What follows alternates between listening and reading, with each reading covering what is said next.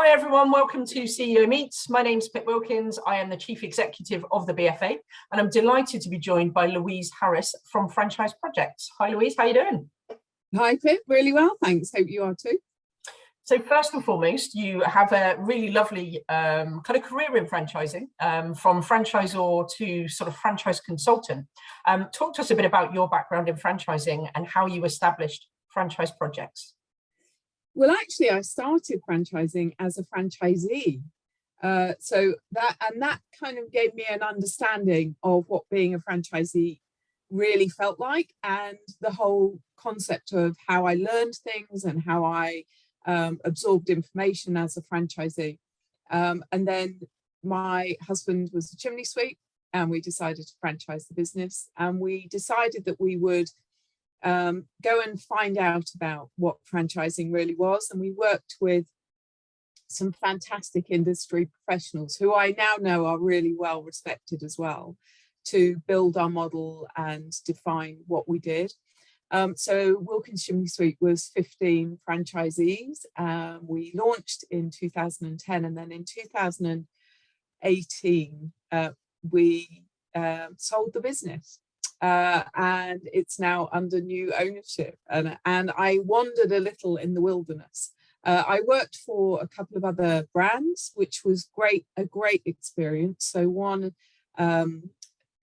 US brand, one was a very big UK brand, and one was a brand new startup which had a great profile, and all gave me different experience. But what I realized is that my home is not employed.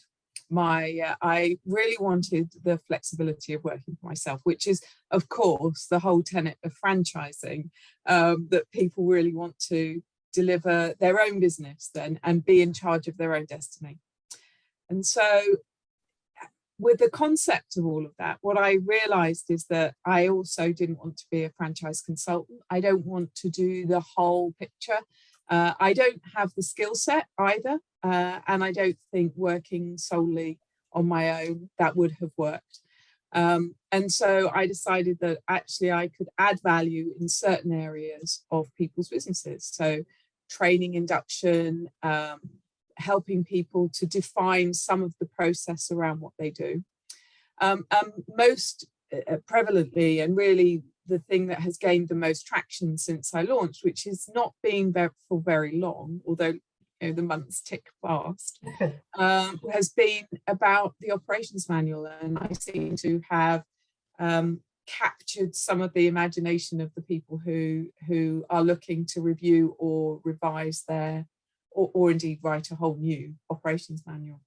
Well, they are like the Bible to franchising, aren't they? The operations manual in itself is a process, but it's a huge process. How do you work then with people to get the know-how out of their head and onto paper?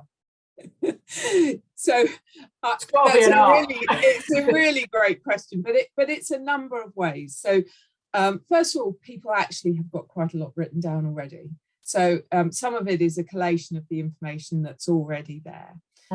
Some of it is on site, just sitting with Nelly, following them, recording, seeing what's there.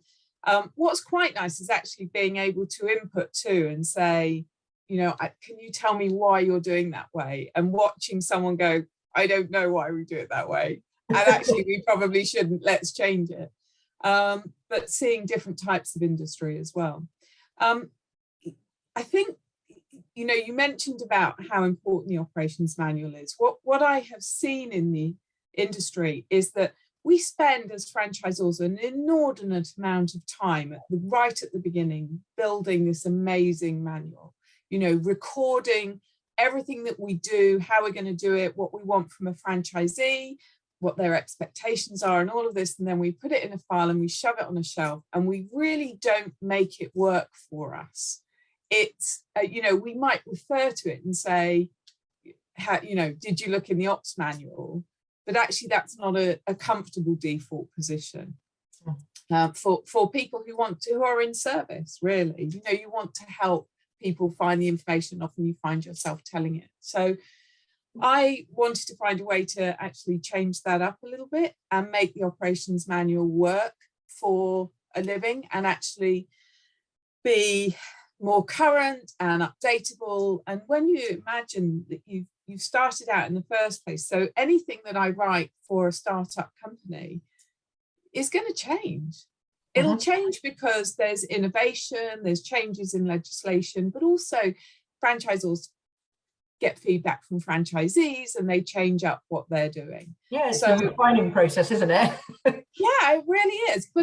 But unfortunately, it's been captured on paper and suddenly it's like, oh no, I've got to do an addendum or I've got to change it in some way. And so all I have done is put it online and made the operations manual a website. Okay. But also tried to take some of the pain out of updating. So it's done electronically. You know, if there's something that's absolutely critical, then the franchisee can tick to say, I've seen it, I've read it, I've understood it, and I've actioned it. So there are 4 levels, you know, yeah, okay, you made a change in a typo, great. I don't really need to, or, you know, it's not really critical. But there's a new document uploaded around HR, for example. I mean, if you imagine during coronavirus, this would have been amazing that we could have just kept the updates coming, but made sure that as your franchisees have seen it and done it and actioned it, you're not actually having to worry about whether they've actually seen it, actioned it and done it. So whilst it's a bit of a bottom covering exercise to some extent, it's also about communication and making it easier. So for me, the operations manual then becomes a living and breathing document rather than something a little bit turgid and that's just a pain in the neck, and also a hygiene factor that, you know, franchisees think, well, I need an operations manual. Franchisors produce something and it's not really embraced as part of the business. I love the fact you've just geeked out on operations manuals. So it was amazing. I know, and it's really kind of, I was a little bit surprised that it has excited me quite as much as it has. It's a really great niche to have in franchising. You know, we need more of it because, you know, it is such an important document. And as you said, it is something that franchisors don't naturally like to update and get on board with. So it's great to have an expert in the industry that's going to help us drive that forward. You've set some real core values for the business. What are those values and why? What's been really important to me is that I often write and see people's mission and vision and values and all of those things, and people pay lip service to some of it and they don't really believe it or they don't behave it. So for me, and I have up on the wall in front of me what my core values are, and they are quite simply honesty, integrity, transparency, and sustainability. For me, honesty about being able to say to somebody, I don't think that's going to work. Yeah. Or, you know, this is not something that I can add value to. And I have said that to people, and I've pointed them in the right direction of where they might be able to get help, or you know, a route that they might want to go. I mean, it would be very easy to say, yes, I'll write you a manual. The other thing, part of this is actually perhaps also part of transparency. An awful lot of a franchise operations manual is the same for most franchisors. Yeah. There, you know, what changes? The tone of voice, and occasionally there are very specific changes. So, for example, if you look at something like the anti-discrimination policies, it's the same. It's a legal document. It's a legal requirement. They're pretty much the same, but let's translate it into your language.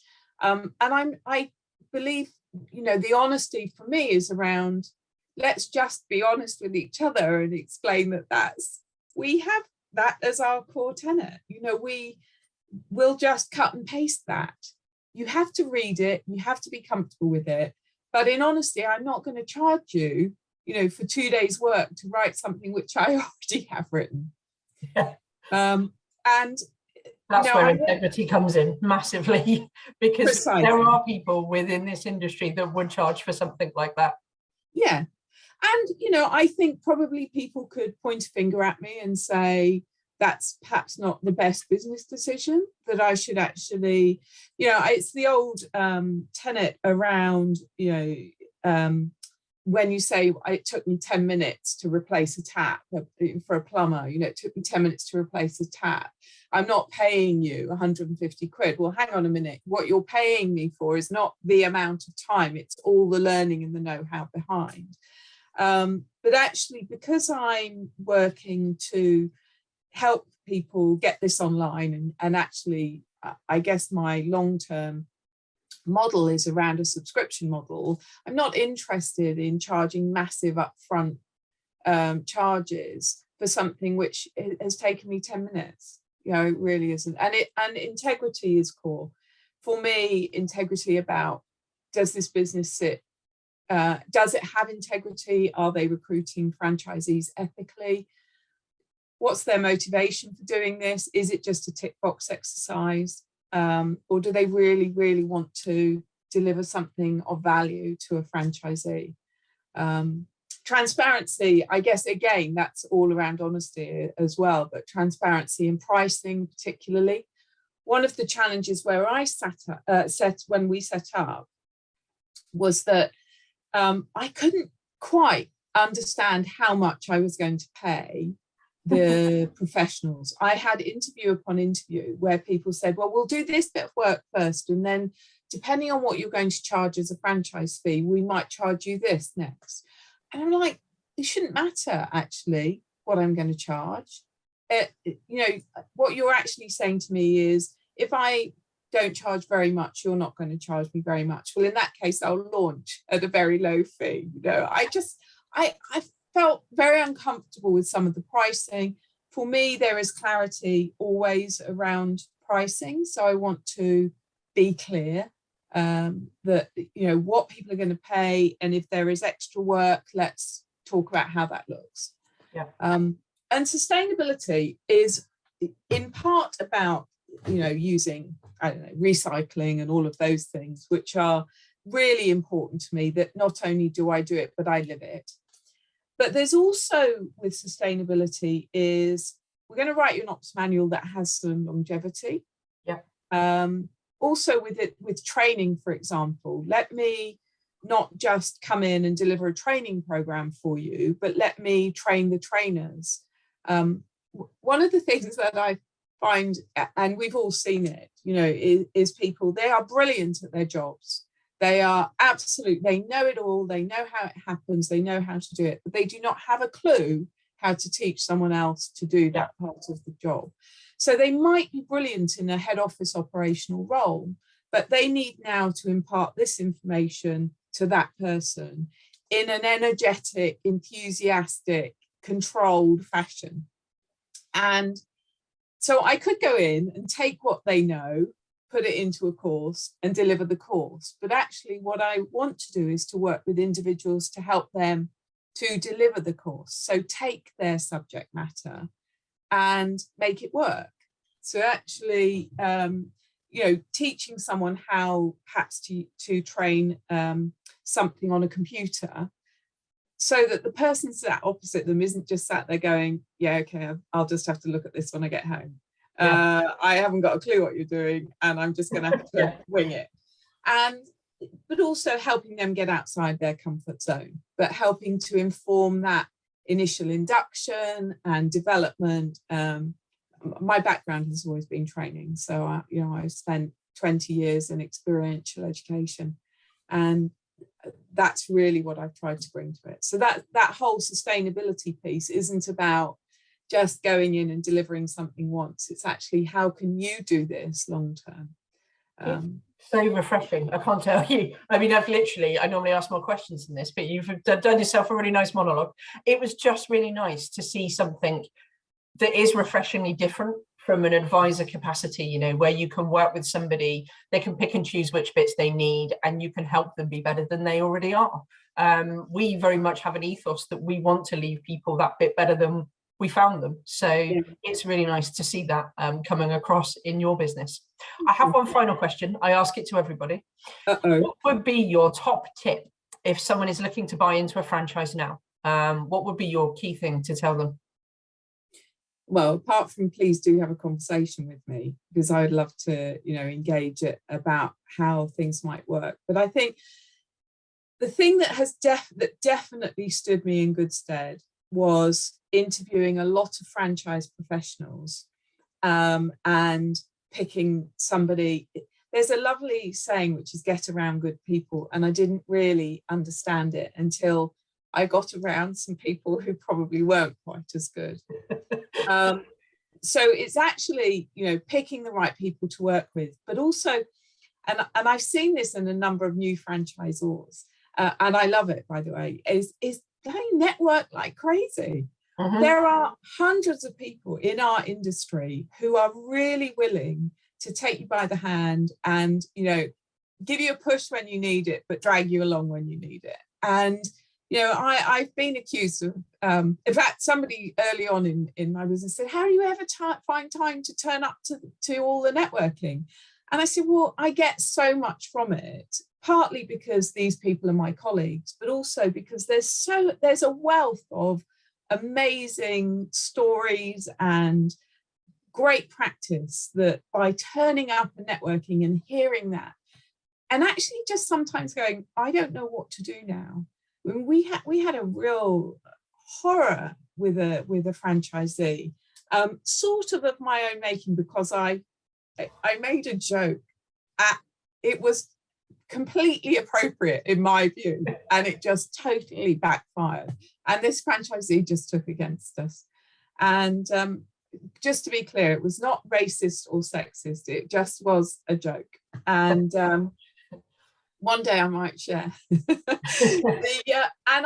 And this franchisee just went into meltdown, and I think it had been brewing for a while, and I just didn't know. I was able to pick up the phone to 5 or 6 different people and just say, this is what's happened. Have you got any advice? Can you, because I'm knee deep in this, I can't see beyond anything. It's just me and this franchisee, and we're at loggerheads, and what should we do? And from unexpected quarters, I got just the most brilliant support. And that's come about because I was visible in network, I was visible in the industry with people who knew far more than me. So turn up to the opening of an envelope is probably the bit of advice. You were my favorite recruited provisionally listed company when you first came on board, because you literally came to everything. But it's paid dividends, and it's so nice to see that you found your niche and your passion. Thank you. Well, thank you to the BFA as well for giving me the chance to speak about it. And brownie points for having the calendar on the wall. Thanks, Louise. Oh, I do. What else I can come to? I'm going to stop. Thank you.